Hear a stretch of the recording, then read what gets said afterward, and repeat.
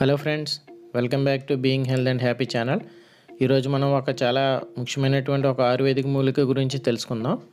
దాని పేరు వచ్చేసి పునర్నవ. సాంస్క్రిట్లో దాన్ని పునర్నవ శోధాగ్ని అని పిలుస్తారు.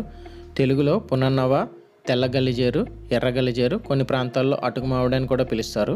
దీని సైంటిఫిక్ నేమ్ వచ్చేసి బుర్హేవియా డిఫ్యూజా. అయితే ఇది రెండు రకాలుగా ఉంటుంది. అంటే తెల్ల గలిజేరు అంటే దాని యొక్క పువ్వులు తెల్లగా ఉంటాయి, మరియు ఎర్ర గలిజేరు అంటారు. దాని యొక్క పువ్వులేమో ఈ విధంగా చూపినట్టుగా ఎర్ర రంగులో ఉంటాయి. ఇక్కడ మీరు చూస్తుంది ఏంటంటే ఇది ఎర్ర గలిజేరు. దీన్నే రక్త గలిజేరు అని కూడా అంటారు. దీని ఆకులు వెనక భాగం చూస్తే ఈ విధంగా మీకు ఆకులు అయితే పచ్చ రంగులో ఉంటాయి, కాకపోతే ఆకులు వెనక భాగం కొంచెం లేత పచ్చ రంగులో కాకుండా ఈ విధంగా కొంచెం తెలుపు రంగు కలిసినట్టుగా ఉంటుంది. తర్వాత వచ్చేసి దీని పువ్వులు ఈ విధంగా ఉంటాయి ఎర్ర రంగులో. వీటి నుంచే విత్తనాలు కూడా తయారవుతాయి. మనకి మొట్టమొదటి వర్షాలు ఎప్పుడైతే పడతాయో వర్షాకాలంలో అప్పుడు ఇవి మొక్కలు మొలుస్తాయి. ఇది భూమి నుంచి ఒక 5 నుంచి 10 సెంటీమీటర్ల ఎత్తు వరకు పెరుగుతుంది. ఇది భూమి మీదే తీగలాగా అల్లుకుపోతుంది అనమాట. భూమి మీద అల్లుకుపోతుంది. దీని పేరు మనం కానీ చూసినట్లయితే పునర్నవ అంటే మన శరీరాన్ని తిరిగి ఉత్తేజపరుస్తుంది అనమాట. అంటే మన శరీరాన్ని రెజినవేట్ చేస్తుంది, మన శరీరంలో నూతన ఉత్తేజాన్ని తీసుకొస్తుంది. అందుకే దీనికి పునర్నవ అని పేరుని తీసుకొచ్చారు.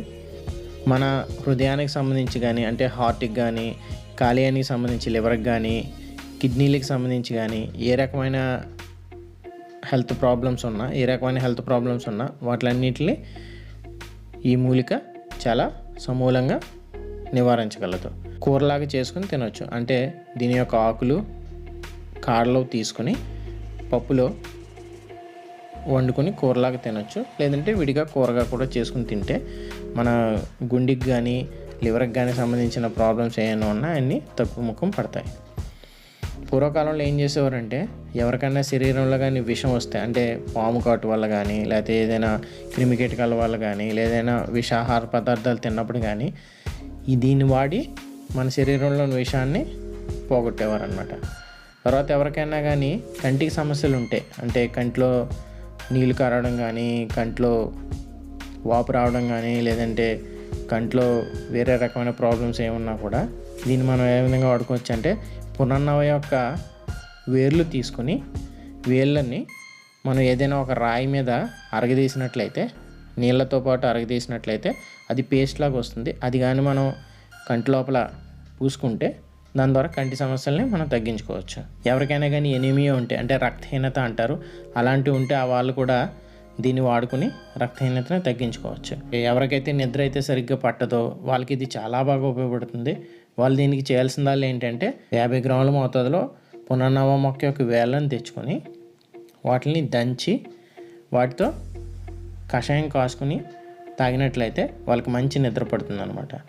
తర్వాత ఎవరికైతే మూత్రకృత్యము అంటారు ఆయుర్వేదాల్లో, అంటే మూత్రం వెళ్ళేటప్పుడు మంట రావటం కానీ, లేదా మూత్రం కొంచెం రావటం కానీ, లేదా అస్తమానం మూత్రానికి వెళ్ళడం రావటం కానీ, ఇలాంటి యూరినరీ ట్రాక్ ఇన్ఫెక్షన్స్ ఏమున్నా కూడా ఇది చాలా బాగా ఉపయోగపడుతుంది అనమాట. దానికి చేయాల్సిందల్లా ఏంటంటే పునర్నవ వేళ్ళ చూర్ణం 1/2 స్పూన్ మోతాదులో తీసుకుని దాంట్లో ఒక చెంచా తేనె కలుపుకొని రోజుకు 3 పూటలు సేవించాలి. ఈ విధంగా సేవిస్తే యూరినరీ ట్రాక్ సంబంధించిన రోగాలన్నీ మొట్టమయమైపోతాయి.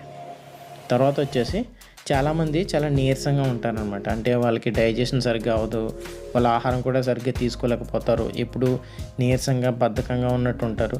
అలాంటి వాళ్ళు కూడా ఏం చేయొచ్చు అంటే ఈ పునర్నవ యొక్క వేళ్ళ చూర్ణం 3 గ్రాముల మోతాదులో తీసుకుని ఆవు పాలల్లో, దేశీ ఆవు పాలల్లో, అంటే నాటు ఆవు పాలల్లో కలుపుకొని రోజుకి 2 సార్లు కానీ సేవించినట్లయితే వాళ్ళ శరీరంలో బలం తయారవుతుంది, శరీరంలో బలం వస్తుంది, వాళ్ళు చాలా అందంగా ఆరోగ్యవంతంగా కూడా తయారవుతారు అన్నమాట.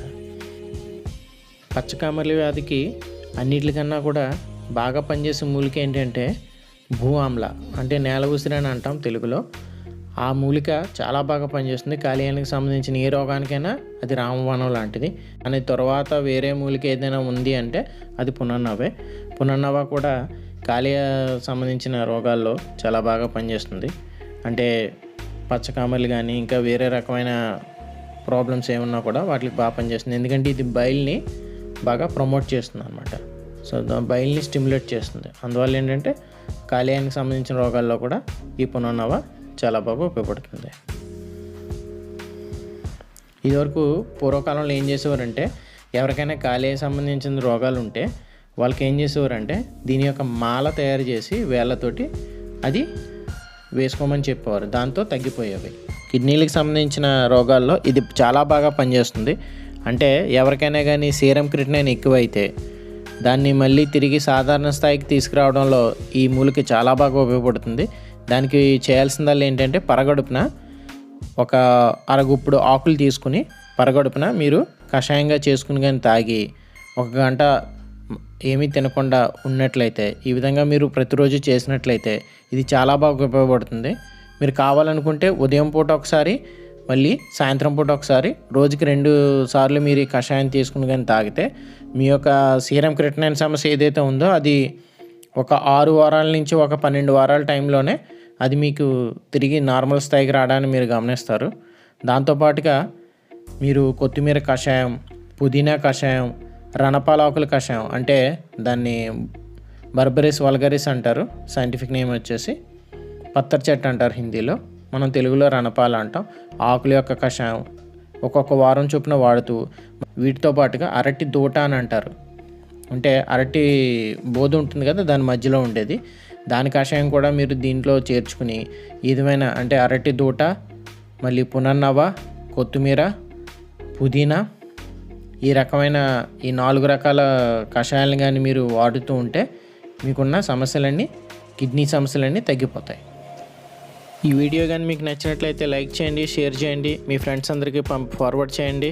మళ్ళీ నెక్స్ట్ వీడియోలో మీతో కలుస్తాను. అంతవరకు నమస్కారం, బాయ్.